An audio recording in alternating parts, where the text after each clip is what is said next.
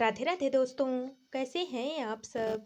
आज की कहानी है जब हवा में उड़ती संजू सच्चाई जानकर मुंह के बल धड़ाम से जमीन पर गिरी। संजू नई नई ब्याह कर ससुराल आई थी। ससुराल में संजू की जेठ जेठानी दिव्या और सागर और संजू और उसका पति अनमोल थे। संजू का जेठ सागर भी नौकरी करता था और संजू का पति अनमोल भी नौकरी करता था। दोनों ही बड़ी मल्टीनेशनल कंपनी में काम करते थे। कुल मिलाकर एक अच्छा छोटा परिवार था। सास ससुर गुजर चुके थे। देवर अनमोल की शादी दिव्या और सागर ने ही की थी। संजू जब ब्याह कराई थी तभी उसके मायके वालों ने उसे सिखा दिया था कि देख तेरे सास ससुर तो है नहीं, तो सारा कुछ जेठानी ने अपने हाथ में रखा होगा और क्या पता तेरे पति की सारी तनख्वाह भी वह ले लेती होगी और सारे घर का खर्च भी तेरा पति ही चलाता होगा। इसलिए तू जाते ही अनमोल को अपने कब्जे में ले लेना और सारी तनख्वाह तू अपने पास ही रखना। जब दोनों भाई अलग अलग कमाते खाते हैं तो अपना अपना खर्च चलाएं, एक दूसरे के पैसों पर हक क्यों जताना। वैसे भी जब तक शादी नहीं हुई रहती है भाभी देवर के सारे पैसे ले लेती हैं और पता नहीं क्या क्या उल्टे सीधे सीख संजू को दे रखे थे उसके मायके वालों ने। संजू अब ससुराल आ चुकी थी और उसने देखा कि उसके पति अनमोल और जेठ सागर में बहुत अच्छी बनती थी और साथ ही उसकी जेठानी दिव्या की भी सागर से बहुत अच्छी बनती थी। दिव्या संजू के साथ भी बहुत अच्छा व्यवहार कर रही थी। 2-4 दिन बीत जाने के बाद बातों बातों में संजू ने दिव्या से पूछा, भाभी यह घर का खर्च कैसे चलता है। मम्मी पापा तो है नहीं तो फिर राशन पानी बिजली का बिल वगैरह है, यह सब कौन देता है।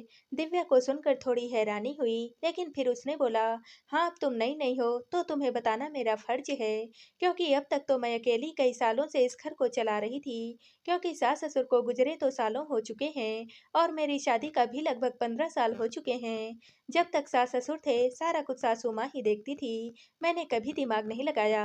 लेकिन सासू माँ के गुजर जाने के बाद मैं ही इस घर में थी तो सब कुछ मुझे अपने हिसाब से संभालना पड़ा और अब तक तो मैं और तेरे जेठ ही इस घर का खर्च चला रहे थे। अनमोल की नौकरी तो अभी कुछ दिन पहले ही लगी है और जो छोटे मोटे सामान होते हैं अगर अचानक से ज़रूरत पड़ जाए, जो भी घर में होता है, तुम्हारे जेठ जी या अनमोल मैं उनसे कह देती हूँ वह ले आते हैं। अब बिजली का बिल वगैरह भी जिसे फुर्सत मिलती है वही भर देता है। पिछले 1-2 महीनों से, क्योंकि अनमोल की नौकरी लगे अभी वक्त ही कितना बीता है और ऐसा कोई खास बड़ा परिवार तो है नहीं, पर अनमोल की नौकरी से पहले सब कुछ तुम्हारे जेठ जी ही देख रहे थे, इसलिए सब कुछ आज तक ऐसे ही चल रहा है। यह सब सुनकर अंजू को यही लगा कि दिव्या सारी बातें झूठ बोल रही है और घर के सारे खर्च वह अनमोल से ही निकलवाती रही होगी। अब उसके सामने सयानी बन रही है। उसकी मम्मी और बाकी मायके वाले सही बोल रहे थे कि दिव्या अपना 1 रुपए भी खर्च नहीं करती होगी और सारा खर्च उसके पति अनमोल से ही करवाती होगी। संजू ने सोचा अब उसे थोड़ा टाइट होना पड़ेगा, नहीं तो उसकी तो कोई भी सेविंग ही नहीं होगी, क्योंकि देवर को भाभी ने पूरी तरह से अपनी मुट्ठी में करा हुआ है। अब संजू ने उल्टे सीधे काम करने शुरू कर दिए। एक दिन दिव्या ने अपने देवर अनमोल से कहा, देवर जी घर में बेसन नहीं है और आपको पकौड़े खाने हैं तो जाकर जल्दी से बेसन लेकर आइए और हाँ तेल भी लेते आइएगा, वह भी खत्म होने को है। अनमोल तुरंत ही बाजार जाकर बेसन और तेल लेकर आ गया। संजू को लगा कि बेसन और तेल मेरे पति ने लाया और पकौड़े सब खाएंगे, उसे बहुत बुरा लग रहा था। छोटी-छोटी बातों पर संजू ध्यान देने लगी थी। ऐसे ही एक दिन अनमोल ऑफिस से लौटते वक्त जलेबियां लेकर आया।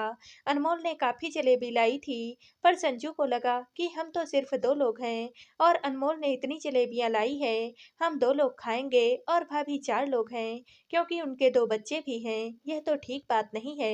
मेरा पति ही सारा खर्च करता है और संजू ने आधी जलेबियां निकाल कर अपने कमरे में चुपचाप रख ली और बाकी जलेबियों को किचन में रख दिया। दिव्या जब किचन में गई और जलेबियों को देखा तो उसे लगा, अनमोल इतनी कम जलेबियां तो कभी नहीं लाता है, आज जलेबियां कुछ कम ही हैं।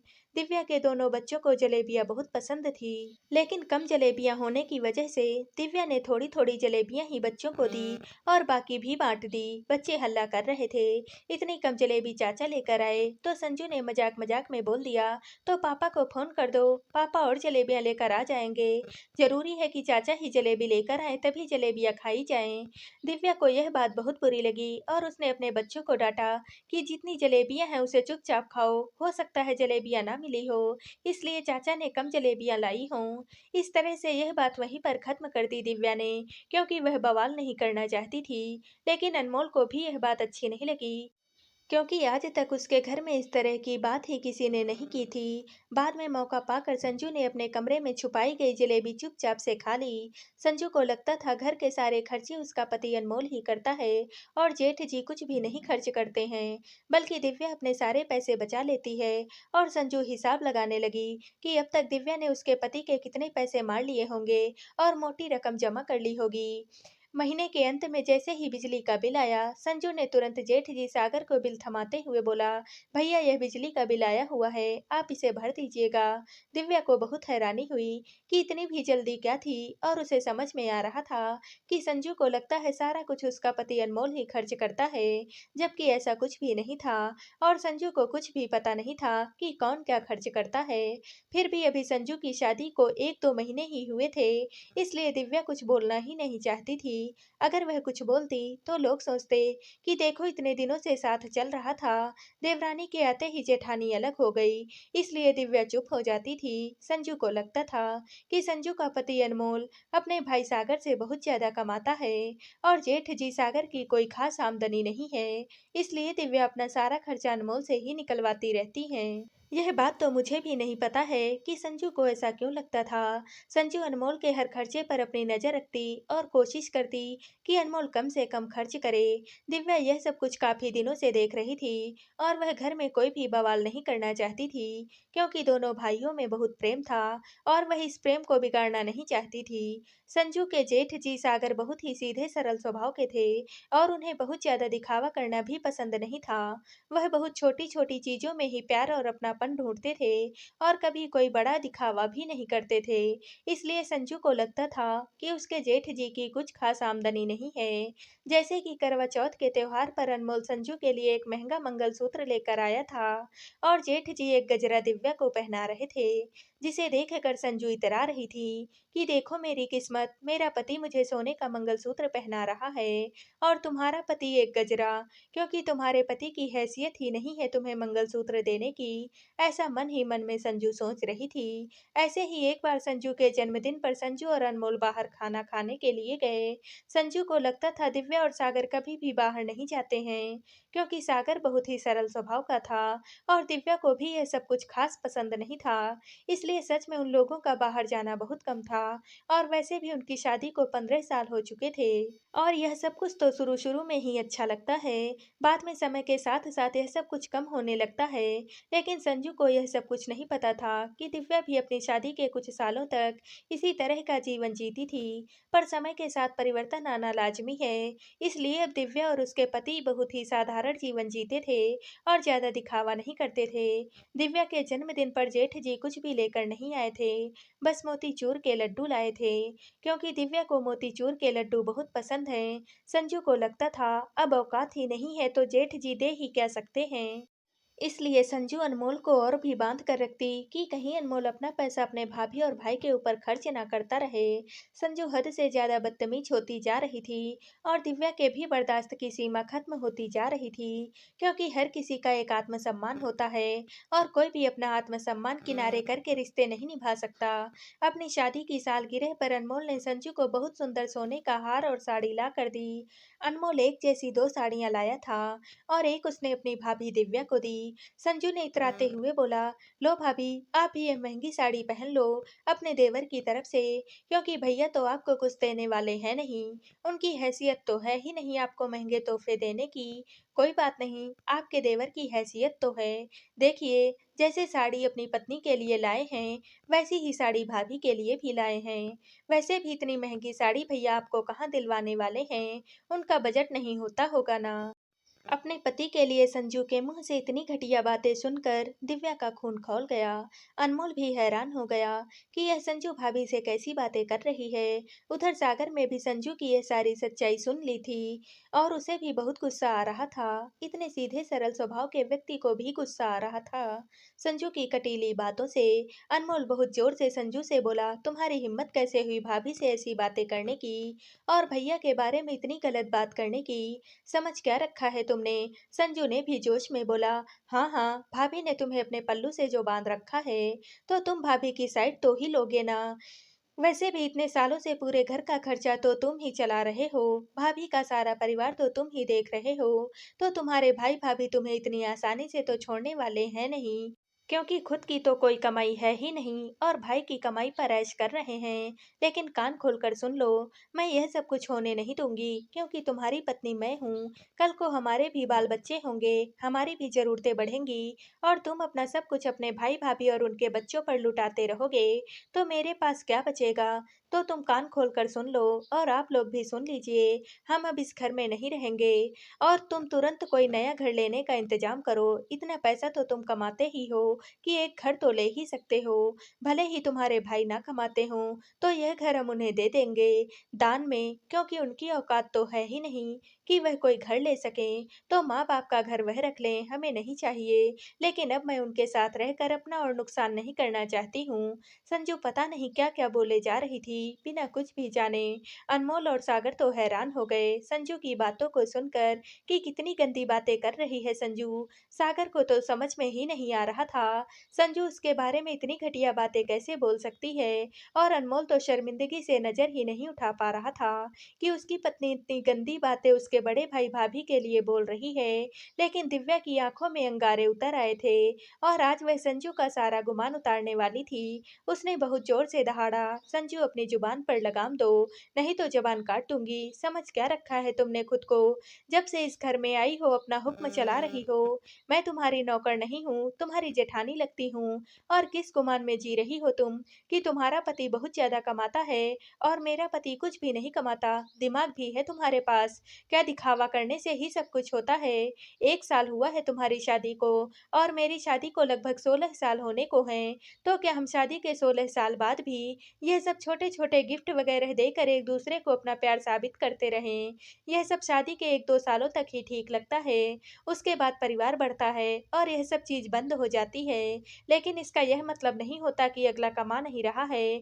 तुम्हें क्या लगता है तुम्हारे जेठ जी दिखावा नहीं करते? करवा चौथ पर मुझे सिर्फ गजरा पहनाते हैं, मेरे जन्मदिन पर सिर्फ मोतीचूर के लड्डू लाते हैं, तो तुम्हारे जेठ जी कमाते नहीं हैं। बहुत गलतफहमी में जी रही हो तुम। शायद तुम्हें पता नहीं, अपने पति से एक बार पूछ कर देखो कि मेरे पति और तुम्हारे पति की तनख्वाह में कितना फर्क है। संजू ने अनमोल की तरफ देखा, क्योंकि वह तो अभी भी इसी गुमान में थी कि जेठ जी की तनख्वाह अनमोल से कम ही होगी। अनमोल ने बोला, करीब करीब 1 लाख रुपए का फर्क होगा हमारी सैलरी में। संजू ने गर्व से दिव्या की तरफ देखा और बोला, देखा भाभी, जेठ जी की तनख्वाह मेरे पति की तनख्वाह से 1 लाख कम है। अब बताइए मैं कहाँ गलत हूँ? तब तक अनमोल ने बोला, पूरी बात तो सुन लो। भाभी ने पूछा था, दोनों भाइयों की तनख्वाह में कितना फर्क है? तो मैं 1 लाख का फर्क बताया। मैंने यह तो नहीं बोला कि भैया की तनख्वाह मेरी तनख्वाह से 1 लाख रुपए कम है। हमारी सैलरी में 1 लाख का फर्क है, लेकिन मेरी तनख्वाह भैया की तनख्वाह से 1 लाख रुपए कम है। अब तो संजू को जोर का झटका लग गया और वह बोली, तुम कैसी बातें कर रही हो? तुम्हारी तनख्वाह जेठ जी की तनख्वाह से कम है, यह कैसे हो सकता है? मुझे तो ऐसा नहीं लगता। अनमोल ने बोला, मैं अभी बस इंजीनियर हूँ और भैया से बहुत नीचे की पोस्ट पर काम करता हूँ। मेरे भैया जिस कंपनी में काम करते हैं, वहाँ मैनेजर बन चुके हैं, वह भी सीनियर मैनेजर। मैं तो अंदाजे से बोल रहा हूँ, उससे ज्यादा भी फर्क हो सकता है। भैया की तनख्वाह और मेरी तनख्वाह में मुझे सही सही नहीं पता है, लेकिन कम से कम 1 लाख तो होगी ही, बल्कि 1.5 लाख भी हो सकती है। और अनमोल सागर की तरफ देखने लगा। सागर ने कुछ बोलना जरूरी नहीं समझा, लेकिन क्योंकि उसे दिखावा करना पसंद नहीं था, वह बस यह बोलकर चला गया कि अनमोल सही बोल रहा है और मैं ज्यादा कुछ भी नहीं बोलना चाहता हूँ। तुम चाहो तो गूगल पर सर्च कर लो कि एक एमएनसी में सीनियर मैनेजर की तनख्वाह कितनी होती है, वह भी एक जानी मानी प्रतिष्ठित कंपनी में। इससे ज्यादा मुझे कुछ भी नहीं बोलना है, क्योंकि मुझे दिखावा करना पसंद नहीं है। इतना कहकर सागर अपने रूम में चला गया। संजू को तो जोर का झटका लग ही चुका था, लेकिन दिव्या आज संजू को उसकी एक एक बात का जवाब देना चाहती थी और वह संजू का हाथ पकड़कर खींचकर अपने रूम में ले गई और बोली, तुम्हें क्या लगता है तुम्हारा पति सिर्फ तुम्हें तोहफे देता है और तुम्हारे ऊपर खर्च करता है, क्योंकि वह दिखा दिखा कर देता है, क्योंकि अभी तुम्हारी नई नई शादी हुई है। मेरी शादी को 16 साल हो चुके हैं और तुम्हें क्या लगता है मेरा पति कोई बेरोजगार है? या मुझे कभी कोई भी तोहफ़ा नहीं दिया होगा या अब नहीं देगा। तोहफ़ा देने के लिए कोई ख़ास दिन नहीं होता है। मुझे जब दिल करता है मैं खरीद लेती हूँ। आओ तुम्हारा सच्चाई से सामना करवाती हूँ। और दिव्या संजू को खींचकर अपने रूम में ले गई और अपनी अलमारी का लॉकर खोल दिया और एक-एक करके अपने जेवर संजू को दिखाने लगी और बोली, "यह देखो और यह जितने भी जेवर हैं ना, इतना जेवर लेने में तुम्हें भी कम से कम 15 साल लगेंगे, तब तुम मेरी बराबरी कर पाओगी। लेकिन नहीं, तब भी तुम मेरी बराबरी नहीं कर पाओगी, क्योंकि तब तक तो मैं 15 साल और आगे निकल चुकी होंगी। फिर तुम्हें वहां तक पहुंचने में 15 साल और लगेंगे और तब तुम्हारे घमंड का क्या होगा जरा सोचो। दिव्या के जेवर देखकर संजू का दिमाग घूम गया। संजू के पास उसके चौथाई जेवर भी नहीं थे। दिव्या ने बोला, यह तो बस मेरे वो जेवर हैं जो तुम्हारे जेठ जी ने मुझे दिए हैं। शादी में मुझे मायके से जो जेवर मिले हैं वह मैं तुम्हें दिखाना जरूरी नहीं समझती, क्योंकि वह तुम्हारे जेठ जी ने मुझे नहीं दिया है, बल्कि मेरे मम्मी पापा ने मुझे दिए हैं। और अब यह देखो, कहकर दिव्या ने अपनी दूसरी अलमारी खोल दी। दिव्या की दूसरी अलमारी महंगी साड़ियों से भरी हुई थी। एक से एक महंगी साड़ियां थी दिव्या के पास, जिन्हें संजू बस देखती ही रह गई। दिव्या ने बोला, क्यों मेरा गरीब पति यह सब तो नहीं दे सकता था ना? तो कहाँ से भरी हुई है यह? और इनमें से आधी से ज्यादा तुम्हारी शादी के बाद मैंने खरीदी हैं, लेकिन मुझे तुम्हारे जैसा दिखावा करने की आदत नहीं है, इसलिए मैंने तुम्हें इन्हें कभी भी नहीं दिखाया है। इनमें से यह जो 4 साड़ियाँ देख रही हो ना, यह सब 8,000 से ऊपर की साड़ियाँ हैं। और यह जो नई वाली साड़ी देख रही हो ना, जिसे अभी तक मैंने पहना भी नहीं, 20,000 की साड़ी है और मैंने परसों ही ली है। पर मैं तुम्हारी तरह हर चीज़ मैं दिखा कर नहीं करती, बस पसंद आई तो ले ली, कभी मौका होगा तो पहन लूँगी। देखो संजू, तुम्हारी जानकारी के लिए एक बात और बता दूँ, तुम्हारे यह गरीब जेठ जी ना, पता है अपने बच्चों को किस स्कूल में पढ़ाते हैं? इस शहर के सबसे महंगे इंटरनेशनल स्कूल में। अभी तुम्हारे बच्चे तो हुए नहीं हैं, तो बच्चों की फीस का अंदाजा तो तुम्हें होगा नहीं, खास करके इंटरनेशनल स्कूल की फीस का अंदाजा। तो तुम्हारी जानकारी के लिए बता देती हूँ, मेरे एक बच्चे की फीस 30 से 35,000 रुपए महीने जाती है। अब इसी से तुम अंदाजा लगा लो कि तुम्हारे जेठ जी कितने गरीब हैं। बच्चों की फीस सुनकर संजू का मुंह खुला का खुला रह गया। और फिर दिव्या ने बोला, हाँ और तुम क्या कह रही थी? जेठ जी की घर लेने की औकात नहीं, इसलिए तुम यह घर हमें दान में दे दोगी। किस गुमान में जी रही हो तुम? तुम्हें कुछ पता भी है? नहीं पता है ना, तो अपने पति से जाकर पूछो। लेकिन कुछ बोलने से पहले जरा दिमाग लगा लिया करो। मैं आज तक तुमसे अलग नहीं हुई, यह सोचकर कि लोग कहेंगे कि देखो देवरानी के आते ही जेठानी अलग हो गई। लेकिन अगर मैं अलग हो गई होती ना, तो मैं इस घर से नहीं जाती, बल्कि तुम्हें इस घर से जाना पड़ता। तुम यह घर मुझे दान में क्या दोगी? यह घर मेरा खुद का है, जिसमें तुम लोग मेरे एहसान पर रह रहे हो। तुम्हें कुछ पता भी है, यह घर तुम्हारे जेठ जी ने ही खरीदा है, वह भी अपने पैसों से, और यह घर मेरे नाम पर है। संजू हैरान हो गई और अनमोल की तरफ देखने लगी। अनमोल ने बोला, हाँ यह भाभी का घर है, पर हम शुरू से यहाँ रह रहे हैं। भाभी ने कभी एहसास ही नहीं होने दिया कि यह घर उनका है, बल्कि जब तक साथ रह सकेंगे रहेंगे, उसके बाद परिवार बढ़ेगा तो अलग तो होना ही पड़ेगा। लेकिन हमारे बीच प्यार मोहब्बत ऐसे ही चलती रहेगी। लेकिन आज तुमने जो हरकत की है, अब तो हमें आज ही इस घर को छोड़कर जाना पड़ेगा, और तुम्हारी वजह से हमारे बीच का प्यार मोहब्बत भी अब पहले जैसा नहीं रहेगा। संजू हैरान थी तो दिव्या ने बोला, क्यों होश उड़ गए ना, कि जिस बड़े आलीशान घर में तुम रहती हो और जो तुम हमें ही दान में देने की बातें कर रही हो, यह मेरा खुद का खरीदा हुआ घर है और मैंने तुम पर एहसान किया है इस घर में रख कर। तो कल ही मेरे इस घर से निकल लो, क्योंकि अब मैं तुम्हें इस घर में बिल्कुल भी बर्दाश्त नहीं कर सकती हूँ। बहुत दिनों से तुम्हारी मनमानी सह रही हूँ। संजू अभी भी हैरान थी और बोली, यह घर आपका कैसे हो सकता है? आपने बेईमानी से अपने नाम पर करवा लिया होगा। यह घर तो हमारे ससुर जी का था, उन्होंने ही बनवाया था। मेरी शादी तय होते वक्त जिन्होंने शादी तय करवाई थी, उन्होंने बताया था कि तुम्हारे ससुर जी ने बहुत बड़ा घर अपनी कमाई से बनवाया है, जिसमें दोनों भाई-भाई रहते हैं। यह बात मुझे बहुत अच्छे से पता है। तब अनमोल भी बोल पड़ा, तुम्हें कुछ भी नहीं पता। यह घर पापा का था, लेकिन छोटी वाली बहन की शादी के समय पापा के पास बिल्कुल भी पैसे नहीं बचे थे, क्योंकि उन्हें बिजनेस में बहुत बड़ा नुकसान हुआ था और उनका बिजनेस पूरी तरह से डूब गया था। बहन की शादी करनी जरूरी थी, इसलिए यह घर उन्होंने बेच दिया था और हम लोग किराएदार की तरह इस घर में किराया देकर रहने लगे थे। उस वक्त भैया की नई-नई नौकरी लगी थी। यह घर भैया के दोस्त के पापा ने ही खरीदा था और भैया ने उनसे बोला था कि अंकल, आप इस घर को किसी और को मत बेचिएगा। मैं पैसे जमा करके आपसे खरीद लूँगा क्योंकि यह हमारा घर है, हमारा बचपन इसी में बीता है, तो इस घर को हमें तो वापस लेना ही है। बस हमें थोड़ा-सा वक़्त दे दीजिए और यह बात कोई बाहरी आदमी नहीं जानता था, सिर्फ़ घर के लोग ही जानते थे, इसीलिए उस आदमी को यह सब कुछ नहीं पता था, जिसने हमारी शादी तय करवाई थी। पर मुझे तो पता है ना और तुम्हारी ननद को भी पता है, जा कर के अपनी ननद से भी पूछ लो। उस वक़्त मैं तो पढ़ाई ही कर रहा था और बहुत छोटा था। मेरी पढ़ाई का खर्च भी भैया ही उठा रहे थे, क्योंकि पापा के पास तो कोई पैसे बचे ही नहीं थे। सारा का सारा बिज़नेस डूब गया था। भैया ने दिन-रात मेहनत की थी और लोन भी लिया था और कुछ सालों के बाद इस घर को भैया ने खरीद लिया था। लेकिन मम्मी-पापा का ही कहना था कि भैया ने अपनी मेहनत के पैसों से इस घर को खरीदा है। पापा का 1 रुपए भी इस घर में नहीं लगा था।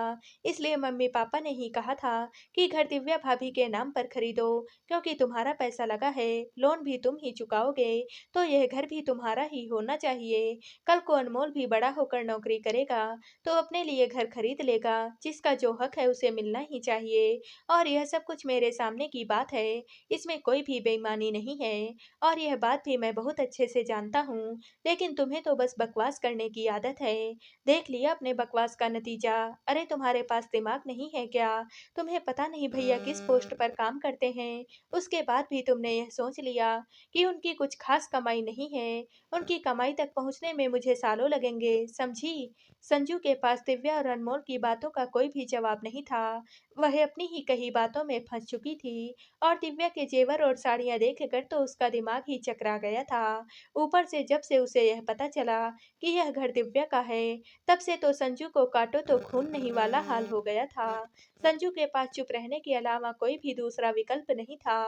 लेकिन दिव्या अब चुप नहीं रहने वाली थी। काफ़ी दिनों से वह संजू की बदतमीज़ियाँ बर्दाश्त कर रही थी और अब तो संजू ने हद ही कर दी। उसके पति सागर को ही उल्टी-सीधी बातें सुना दी, जो कि दिव्या किसी भी तरीके से बर्दाश्त नहीं करने वाली थी।